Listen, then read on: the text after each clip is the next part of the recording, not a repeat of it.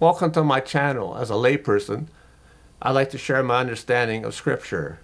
Today I'm looking at the book of Romans chapter 7 verses 1 to 6, and I'm entitled it Released from the Law of the Husband.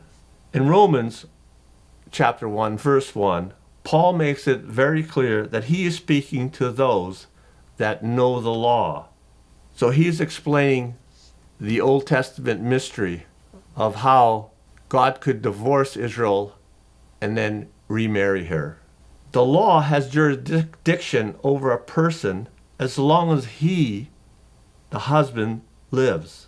In verse 2 we read, "A married woman is released from the law of the husband when her husband dies." So some people say if you're released from the law, that means you no longer have to obey the law. But this is a specific law called the law of the husband.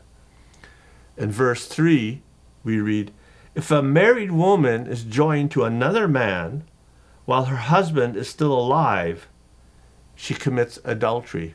But if her husband dies, she is free to be joined to another man."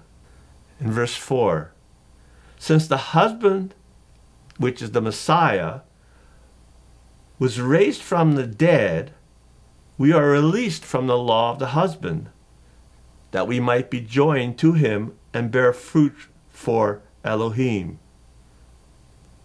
That is, instructing others in the Torah to become the first fruits, to become the firstborn of Israel, who will be in the first resurrection. In Deuteronomy chapter 24, verses 1 to 4, we read, "If a man takes a wife and marries her, then divorces her, he can never remarry her, because that would be an abomination before YHVH and bring sin on the land which YHVH, your Elohim, has given you as an inheritance."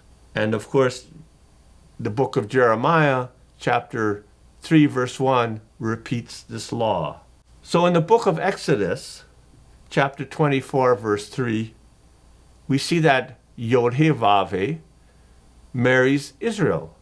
In the book of Jeremiah, chapter 3, verse 8, YHVH divorces Israel. In the book of Jeremiah 31, chapter 31, verse 31, we read, "YHVH will renew the covenant with Israel," meaning he will marry again. So how is this possible for YHVH to marry Israel when it would be an abomination to YHVH and bring sin into the promised land? The answer is the law of the husband. When he dies, that is, YHVH dies and resurrects, then he is free to remarry Israel.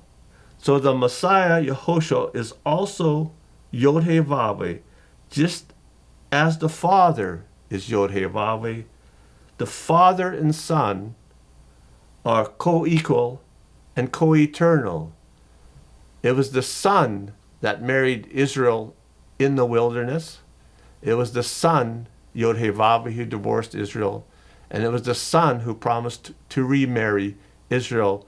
And so the only way that was possible was if he died for his bride. Thank you for watching. If you liked what you heard, please share with someone. And if you don't, share with everyone.